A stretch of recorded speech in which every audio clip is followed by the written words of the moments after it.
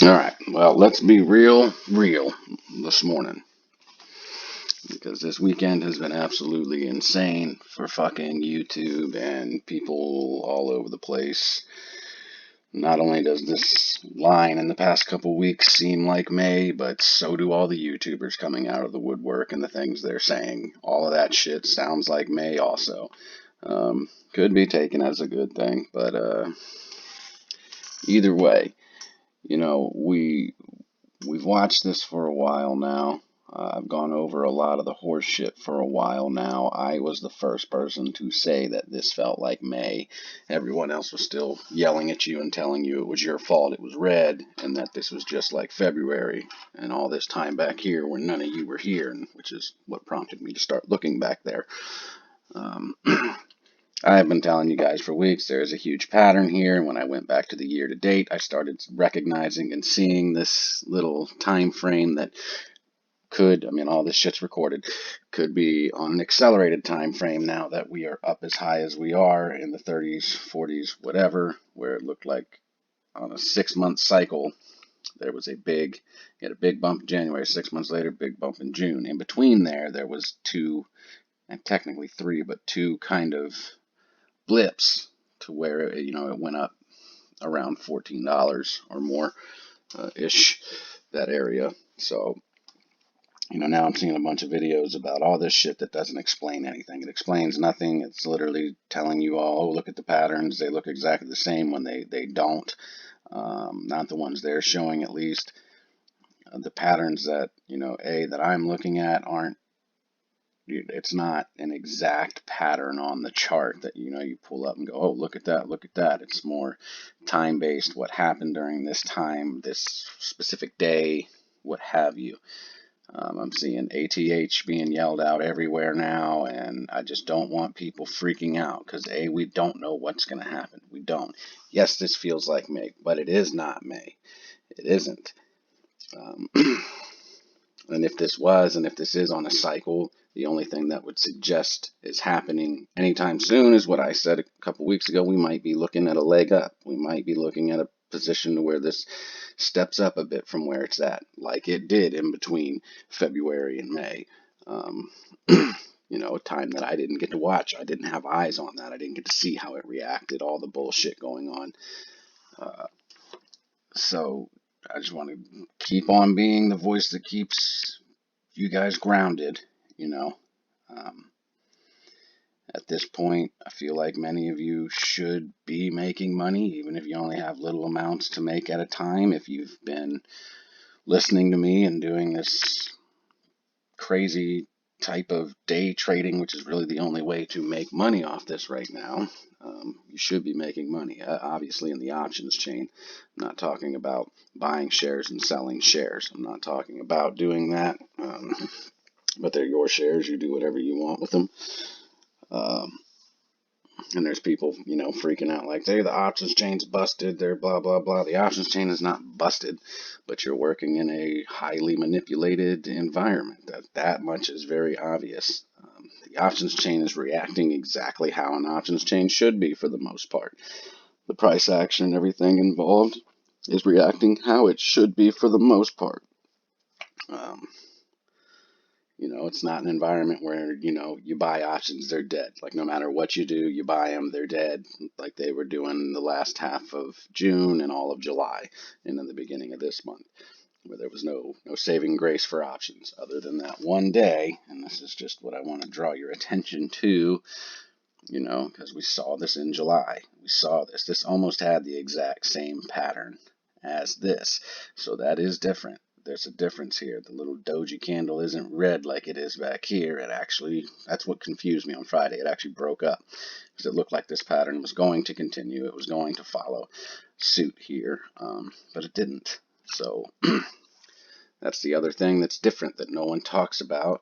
There's a lot of filings. There's a lot of things that have been passed and are going to be implemented and have been going on in this time frame here that weren't a thing back here.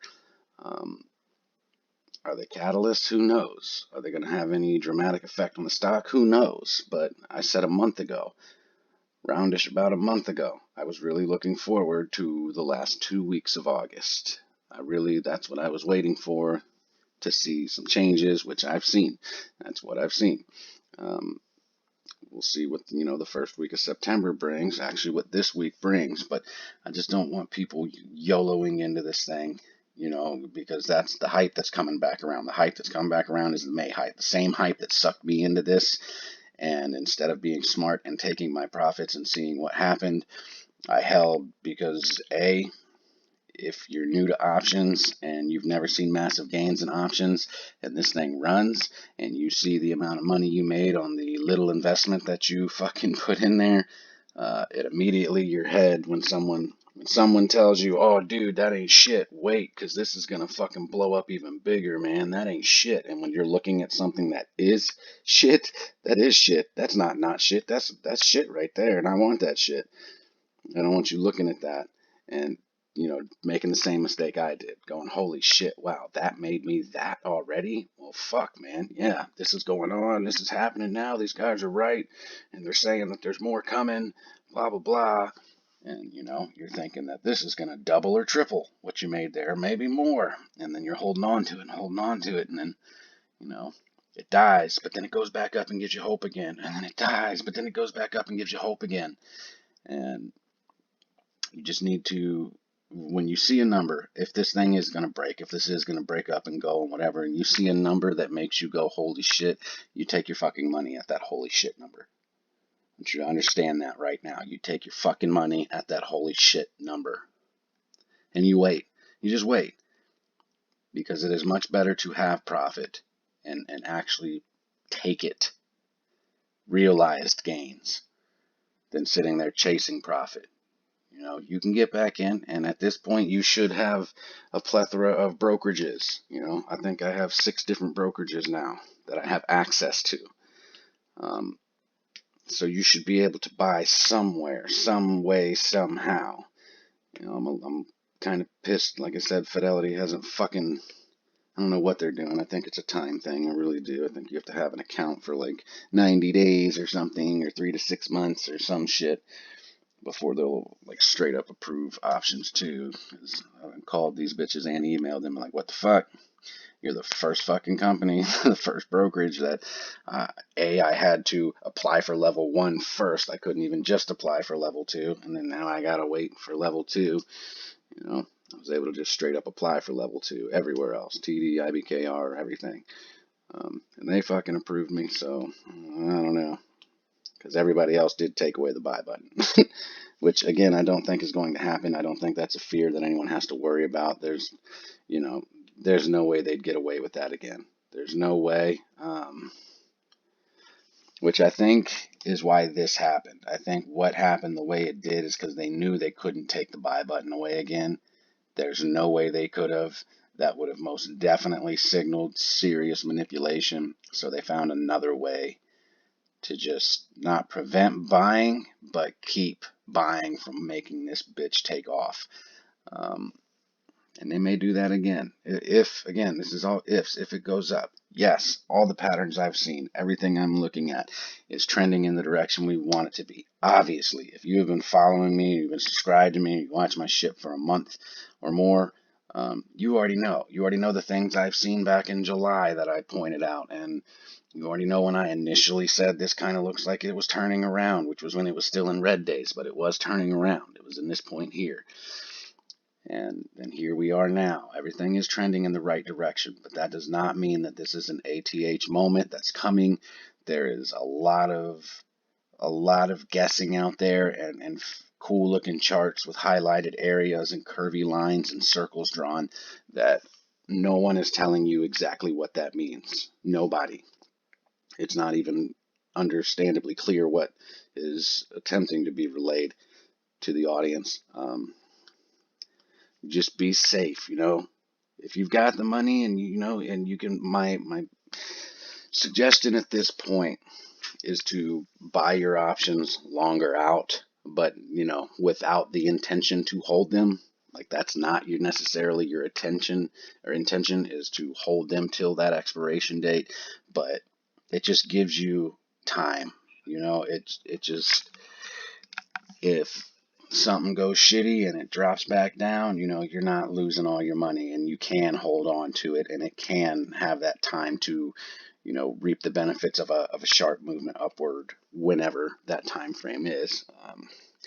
I still think, you should be buying at the end of the day if you don't have day trades or can't risk one to see what happens the next day. Like I said, you can buy a put and a call. On one thing that needs to be understood, puts and calls do not work exactly the same. I know they seem to be exact opposites of each other, and in a way they are, but when you're buying a put, you kind of really want a put close to the strike price, close to where the price is. Because for a put, you want it to go way down here, and then you'll be able to sell it for this price up here. So it's a fool's bet if you're buying puts that are like way lower than what the shit's based at. Like if it bases at 30 and you're buying a $20 or $10 put, you're not going to make any money on any. It would have to be a violent rip down really quickly, and you can play it that way if you're expecting a big volatile move downward. But you need to have your sell set up already for a fool to come in and buy that put when it's dropping like that. Someone who doesn't really, you're basically hoping and banking that someone who hasn't even really been watching the stock just sees this crazy movement downward, and then they come in and buy your put option for a very overvalued price. That's why people are like, oh, I bought this put and it's dropping, but I'm not making money. Well, that's because you got a $5 put and you were expecting it to work like a call does, and it doesn't exactly work that way. So when you are buying puts, you want them to kind of be like, depending, it's all based on where the price is, honestly. Where the price base is at, that is how you decide where you're going to buy a put at. Because you don't want it way under that. You can play just outside of where base is at and make some money from some people betting, oh, it's going to go lower than that. But if you're buying them way the fuck down below, no chance in hell that they'll even hit that price that low, you're not going to make any money on puts. So that aside, either way, you can just buy the calls and then see what happens at the beginning of the morning and get out if you need to, or let it ride and then get out, or whatever the case may be.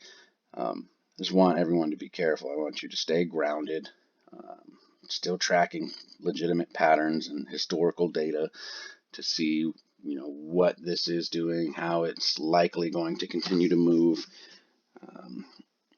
Like I said, these 2 weeks, the end of this month, and of course, obviously the first week of September. It's a very big, critical time marker for AMC and what's been going on all year. So be careful, be safe, be intelligent with your investing. Just be intelligent. That's all. I would hope, some of y'all are making some good money. Like I hope that some of you are, just kind of following my guidance here in this stock. And I don't want anyone to YOLO. I don't want anyone to do what I did. Like I consolidated my entire fucking portfolio here. Consolidated the whole fucking thing. And bought a bunch of fucking shares and options, and was ready for that move, and then you know the story. Fucking got duped into holding, got shell shocked by the amount of money that was there, and believing that, these guys know what they're doing and it's going to go so much higher and I'm going to have so much more money. And I should have took out right there. I should have pulled out my contracts right there at my, oh my God, holy shit. Right at that moment, should have pulled out and waited. Should have.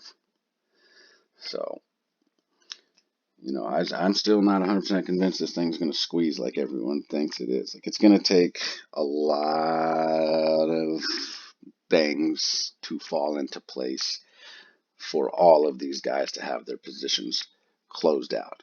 And also, look, we've already looked at the charts. We know the manipulation's there. There's no explainable reason for why ANC, GME, and others move exactly the same. There's no logical explanation other than it's been controlled and is being controlled entirely. Stocks do not do that. None of them do that at all. That literally would mean that tens of millions of people are all buying at the same time in all of these stocks and all selling at the same time. The one logical explanation would be that all these orders have been delayed and been getting delayed, and now there's just constant buying pressure that can't be stopped in all of these stocks. And it's all backed up by orders that are just continually trying to push the price up, and then they're just constantly combating it with shorting. And that's why they look alike. Because if it's a constant flow of old back-ordered buys in these stocks that will not stop, then they're going to match. That's the only thing I can think of as to why they're matching, other than it is flat out 100% controlled by the government right now. So you're going to have to play their game. You know, that's it. That's all there is to it. You have to play their game. But please, please do not just like start freaking out and going all in. Because again, this feels like we're in like this area here. We're in this area where we just broke through the 1450 mark, and we're riding this high, enjoying it. But there was some red days, and then it started stepping back up. And then we had another red day, and we might be stepping up, guys. It's a good possibility, but it doesn't mean that it's this move here. It could be this move back here. It could be this March move, but it's just on a larger scale here. So I don't want people to go all in, and then if it does run, like go up here or something maybe, or even maybe back up to around 70. And everyone's like, this is it, it's squeezing. You end up fucking doing what I did. And then you're sitting there holding, thinking this is it. And oh, it got halted, that's normal. And then all of a sudden it's gone. All of a sudden, no more, no mas. So let's keep our heads on our shoulders, eye on the prize. Taking care of you and your family and whatever you got going on in your life is number one fucking priority. Number one. So if you see that holy shit number, if your brain goes, holy shit, you fucking take it right there. You take it and then you wait. And then you see what happens. And if it looks like it's continuing to rise, go for it. You don't have to take it all out. That's the one thing that I wish I did. If I'd have stuck to my typical plan, the plan that I initially had was if we saw a significant run up, I was going to take about 3/4 of my investment out and let the rest play out and see what happens. But when I saw the amount of money that was off the investment that I initially had, I was like, well, holy fuck me. Like, there's literally really a chance for me to make really legitimate, never have to ever work again, ever in my life type of money. So, I don't want that happening to any of you. So, let's see what happens today. In the actual fuck. This is what we need to keep our eyeballs on. What happens in pre-market. This is where pre-market is interesting, and this is where pre-market is now valuable to me. I mean, obviously I was already watching it before. Many of my videos started out showing you the manipulation in the pre-market and shit, but seeing exactly how pre-market moves, that's going to be important for any sort of indicator that leads me to believe that this thing may be on its way to a rockin' ass move upward. But either way, be ready, because anything can happen. Any fucking thing can happen. This thing could start going down, and then, the bell rings, and it just takes off. Again, another reason why it's important. Have a little bit of skin at the end of the day. Make sure you're in. Just at the end of the day, a little bit. I'll check back in with you guys in a bit. I'm already up for the day. I woke up at like 3, so I will be on here probably in, I don't know, between 8 and 9 to see what we're looking like. So, get your breakfast, get your coffee, get ready for a fucking thrilling week. I mean, across the board in the market, there's a lot of shit going on. A lot all around the market. A lot of squeeze setups. Nobody knows when they're going to blow. So be ready. Be on the lookout. Do yourself a favor. Research some other stocks that do have high interest and keep them on your fucking lists. like notification lists and everything. Get price movement notifications set up, because there's a lot of other plays out there, a lot. So that even if AMC decides it's going to be stagnant or trade sideways this week or just go up and then head down or whatever, if it's not looking like it wants to pay anybody, there's some shit going on around the market that will. I promise you that. So keep your eyes open. Keep your ears open. I will touch base with y'all in a few hours. I'm out.